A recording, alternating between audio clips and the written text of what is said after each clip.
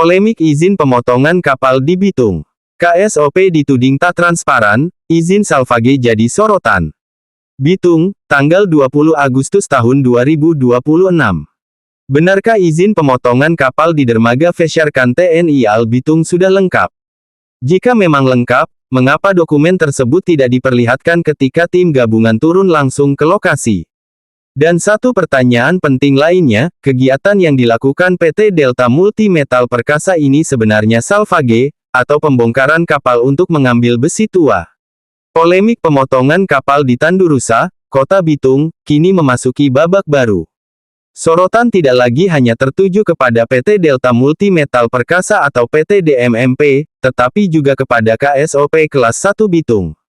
Klaim izin lengkap. Sebelumnya, KSOP Bitung menyatakan kegiatan tersebut telah memiliki izin lengkap dari kementerian. Kepala KSOP kelas 1 Bitung, Jeffrey Madison, sebagaimana diberitakan pada tanggal 5 Agustus tahun 2026, menyatakan bahwa karena izin kegiatan dinilai lengkap, KSOP tidak dapat menghentikan aktivitas tersebut. Pernyataan mengenai kelengkapan izin itu kembali disampaikan dalam rapat dengar pendapat atau RDP. Namun persoalan muncul ketika tim gabungan turun langsung ke lokasi pada Rabu, tanggal 19 Agustus tahun 2026. Dokumen izin yang sebelumnya disebut lengkap itu, menurut pihak yang mempersoalkan kegiatan tersebut, tidak diperlihatkan di lokasi. Pertanyaannya sederhana, jika izinnya lengkap, apa jenis izinnya? Apa ruang lingkup pekerjaannya? Dan apakah izin tersebut memang membolehkan pemotongan kapal seperti yang dilakukan di dermaga Fecharkan? Temuan di lapangan. Pemeriksaan lapangan melibatkan DPRD Kota Bitung, Fecharkan TNI AL, Dinas Lingkungan Hidup, KSOP, Tipiter Polres Bitung, serta pemerintah kecamatan. Dalam pemeriksaan tersebut, sejumlah kondisi menjadi perhatian. Di antaranya perubahan warna air laut menjadi kekuningan, aktivitas pemotongan kapal yang dilakukan di atas air, serta keberadaan serpihan karat dan material besi di dasar laut. Pengelolaan limbah B3 dan penggunaan alat pelindung diri atau APD pekerja juga ikut menjadi sorotan. Temuan-temuan tersebut membuat persoalan izin menjadi semakin penting. Sebab aktivitas yang berpotensi berdampak terhadap lingkungan dan keselamatan semestinya memiliki dasar perizinan serta prosedur yang dapat diverifikasi secara jelas. Bukan sekadar pernyataan bahwa izin sudah lengkap. SALVAGE atau scrap. Persoalan berikutnya adalah istilah salvage. Nando Lengkong menyoroti bahwa izin yang disebut digunakan dalam kegiatan tersebut berkaitan dengan salvage. Secara umum, salvage merupakan pekerjaan pertolongan terhadap kapal atau muatannya yang mengalami kecelakaan atau berada dalam bahaya di perairan. Kegiatannya dapat mencakup penanganan atau pengangkatan kerangka kapal maupun benda tertentu dari perairan.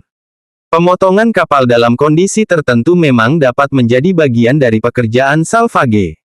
Tetapi menurut Nando, tidak semua aktivitas pembongkaran kapal otomatis dapat dikategorikan sebagai salvage. Ia mempertanyakan apakah kapal tersebut ditangani karena mengalami kecelakaan atau kondisi tertentu di perairan, atau justru dibongkar untuk mengambil material yang kemudian dimanfaatkan atau dijual sebagai besi tua. Jika tujuannya adalah pembongkaran kapal untuk mengambil material, maka muncul pertanyaan apakah kegiatan tersebut lebih tepat dikategorikan sebagai shipbreaking atau ship scrapping. Inilah yang kini diminta untuk dijelaskan secara terbuka oleh KSOP. DPRD pertanyakan kredibilitas KSOP. Sorotan lebih keras disampaikan Robi Supit.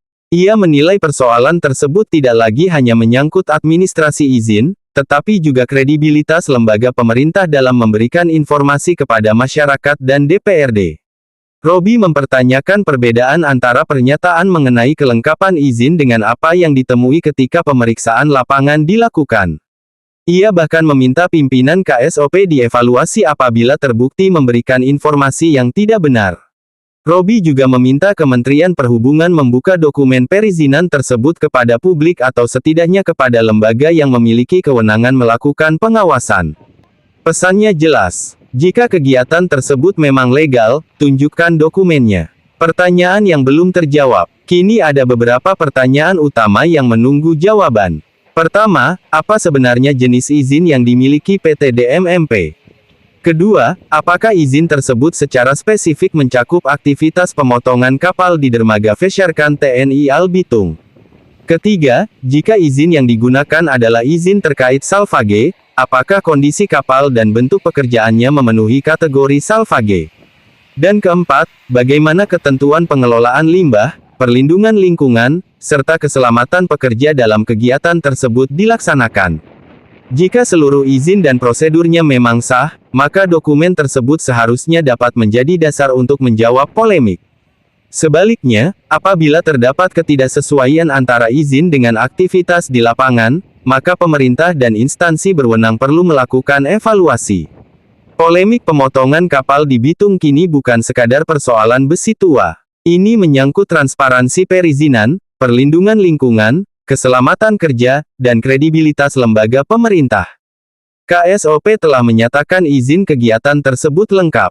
Pihak yang mempersoalkannya kini meminta satu hal: buktikan dengan dokumen. Publik menunggu penjelasan resmi dari KSOP Bitung dan Kementerian Perhubungan mengenai status serta ruang lingkup izin PT Delta Multi Metal Perkasa.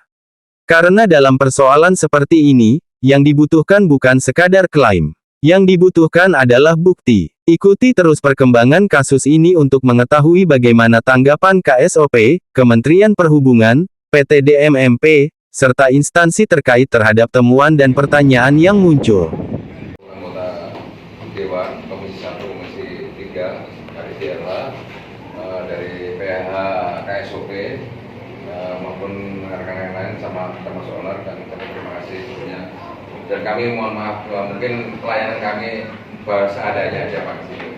Kami sangat berterima kasih untuk nanti hasil yang ditemukan di lapangan hari ini nanti bisa dibawa ke nanti pas penyampaian lanjutan atau seperti apa. Kami cuma mengikuti dari DPRD maunya seperti apa, bagaimana kita akan mengikuti rekomendasi dari DPRD akan menjadi acuan kami dan pegangan kami untuk kami sampaikan kepada pimpinan di atas maupun dari khususnya Ibu Kadis Diara, mungkin ada masukan atau apa, nanti kami akan membenahi dan melaksanakan.